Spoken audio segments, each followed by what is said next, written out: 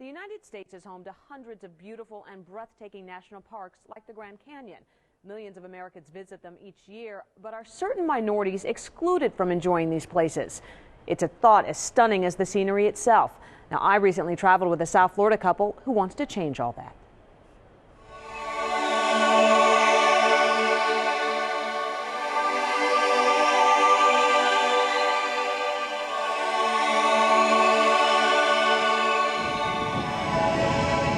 They are places where time passes, yet stand still. Creations so ancient, so magnificent, one questions, is it real? Massive colored shapes and forms, perhaps holding mysteries to the past, 144 million years worth. How can you try to describe this to someone?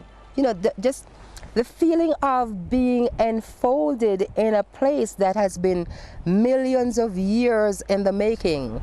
The small sounds of the birds, the scurrying of the little animals around us, the opportunity to experience quiet. It's just like, to me, it's been in the cathedral of nature. Environmentalist Audrey Peterman wants to share the beauty of Bryce Canyon National Park in Utah, and in fact all of our country's national parks, with others, specifically as many people of color as possible.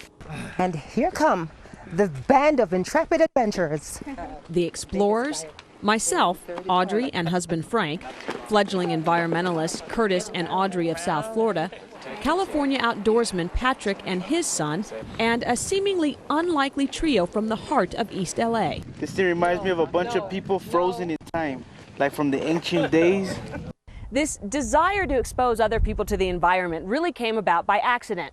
Back in 1995, Frank and Audrey decided they wanted to see what the United States had to offer. So they packed up their truck and went from one national park to the other, coast to coast. And at each stop, there was something they both realized, that when they looked around, they were the only two people of color they saw visiting those parks. And in that trip, it dawned on us we were not seeing people who looked like us. Here we were in millions of publicly owned land, and we didn't see any people that looked like us either in the parks or as park rangers. Statistically, people of color are becoming the dominant population in the U.S., and many are environmentally unaware or uneducated. I asked Audrey why it seems so few people of color experience places like Bryce. She believes it is a lack of exposure and an element of fear. It was only a couple of generations ago that African Americans were routinely and regularly lynched in the woods, just off the beaten track. And I think that is why people have such a tendency to cling to the bright lights. I mean, it may not be a hospitable environment, it may not be scenic, but it's safe. They consider it safe. David Nieto is perhaps the best example of what the Petermans and Canyon Rangers are striving for. David's East LA world was filled with drugs, gang violence, death.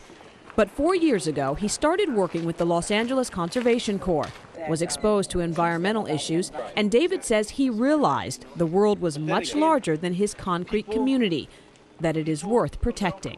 These parks are beautiful, and these parks need to be seen just so people can understand what America is, you know, what life is itself, because life ain't an inner city, life ain't, you know, a court building, life ain't a place's pavement, because that's all man-made. The Petermans were not the only ones noticing the color inequity within the national park system. Past 2 years since I've been here, I've seen more and more people of color coming into Grand Canyon. Ranger Robin White is one of a handful of minority rangers now tackling the issue of diversity. She believes it is vital for the future of our national parks. If we're not exposing them and educating them and passing on the joy, the knowledge, and the richness of it, then what will happen to our future as well? If we don't work at representing America in these parks and what the people of America truly is, then there will be an increasing gap between the ability of citizens to care for parks or even to care. My vision is for people to come out and experiencing what we're experiencing out here today, the sheer beauty and grandeur that makes you feel so close to your creator, the sense of liberation, the sense of freedom, the sense of ownership. That's my vision.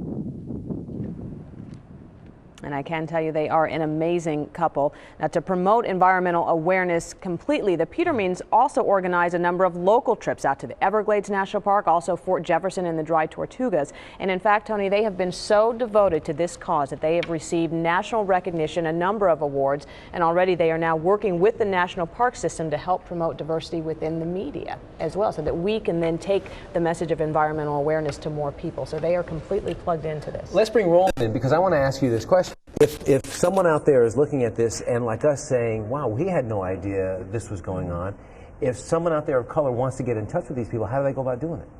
Well, Audrey and Frank run Earthwise Productions, which is a travel environmental newsletter. Their whole idea, their newsletter is called Pick Up and Go. They want people to have that concept that it's out there, it's ours, use it.